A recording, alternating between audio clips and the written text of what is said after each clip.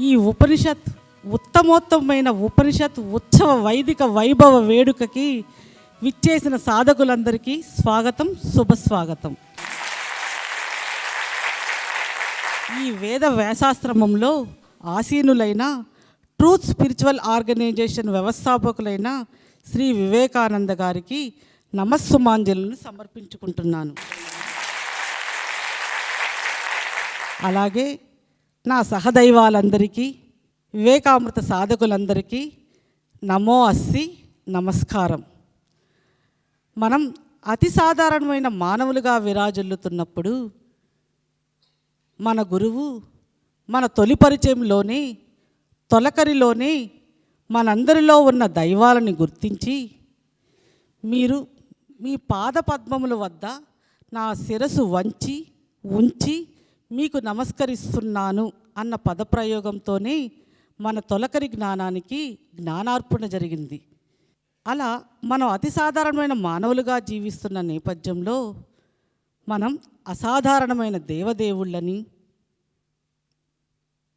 మన సనాతన సాంప్రదాయం ప్రవచించినది మన వేదాలలోని ముఖ్య సారమైన అహం బ్రహ్మాస్మి అన్న మంత్రాన్ని, అన్న పదాన్ని మనకి తెలియజెప్పినప్పుడు అది మంత్రంగానే, పదంగానే మనకు తెలుసు. కానీ ఆ అహం బ్రహ్మాస్మి అన్న దానిలోని అత్యంత నిగూఢమైన అంతరార్థాన్ని తెలియజెప్పారు. సాక్షాత్తు ఆ దైవం స్వయంగా మీరే అని తెలియజేసినప్పుడు దాన్ని మనం సాక్షాత్తు ఆ దైవం స్వయంగా నేనే అని చెప్పాము. కానీ మేము దైవాలమా అని అవహేళన భావనతోనే మనం ఉన్నాం.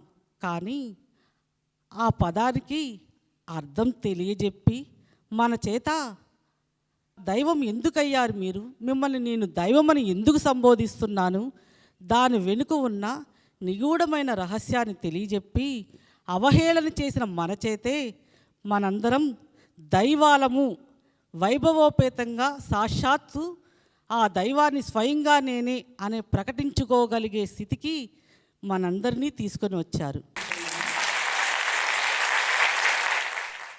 సాక్షాత్ ఆ దైవం స్వయంగా నేనని తెలియజెప్పి మన చేత ఆమోదింపచేసి మన మస్తిష్కంలో పునఃప్రతిష్ఠింపచేసి వైభవోపేతంగా నేను దైవాన్ని అని ప్రకటించుకోగలుగుతున్నాము మనం ఈరోజు. అలా దైవం అని చెప్పి వదిలేయకుండా ఆ దైవం యొక్క శంకరాభరణాలని తెలియజెప్పి మనల్ని బ్రాహ్మణోత్తములుగా, ద్విజోత్తములుగా తీర్చిదిద్దారు. మానవుడిని మాధవుడిగా మలచగలిగేది గీతాశాస్త్రం అని తెలియజెప్పి భగవద్గీతలోని నిగూఢమైన అంతరార్థాలను తెలియజెప్పారు. మనం శాశ్వతమైన వారిని తెలియజెప్పారు. అంతేకాకుండా ఆ తరువాత దశలో మనల్ని శిఖరాగ్ర భాగానికి తీసుకెళ్ళారు.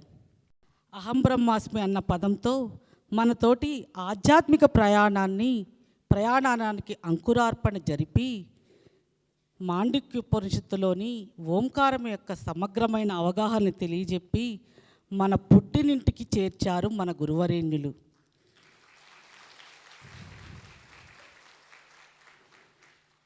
మన పుట్టినింటికి చేర్చి ఆ పుట్టినింటిలో మనల్ని సింహాసాధినేతుల్ని చేశారు. మన ఓంకార ప్రయాణానికి అంకురార్పణ జరిపారు. ఇంతటి అత్యంత నిగూఢమైన అద్భుతమైన భాష్యం చెప్పి మాండిక్యోపనిషత్తు గ్రంథరాజ్యానికి భాష్యం చెప్పారు. ఊరూరా ఉపనిషత్ ఉత్సవ వేడుక అని చెప్పి పల్లకి సేవతో ప్రతి ఒక్కరిలో మన పుట్టినింటి చిరునామాని తెలియజేయాలని అన్ని ఊర్లల్లో అందరి చేత ఆ గ్రంథరాజానికి పట్టాభిషేకం కావించిన మన గురోత్తముడిని, అద్వితీయుణ్ణి, శృతి సంచార శిఖరాగ్ర గణ్యుడిని, మహోన్నతమైన వ్యక్తిని, అగణిత మేధో సంపన్నుడిని, ఇటువంటి ఆధ్యాత్మిక విద్యను ప్రబోధించిన మన గురువరేణ్యుడిని ఈ ఉపనిషత్ ఉత్సవ వైదిక వైభవ వేడుకలో ముందుగా మనందరం సన్మానించుకొని గురువుగారిని, ఈ వేదికని గురువుగారి ఉపదేశామృతంతో మనల్ని పులకృతులు చేయాలని కోరుతూ, మొట్టమొదటిగా మన గురువరేణ్యుడిని, అగణిత మేధో సంపన్నుడైన శ్రీ వివేకానంద గారిని వేదిక మీదకి ఈ వ్యాసాసనంలో గురుపీఠం మీద ఆసీనులవ్వాల్సిందిగా కోరుకుంటూ గురువుగారిని వేదిక మీదకి ఆహ్వానిస్తున్నాను.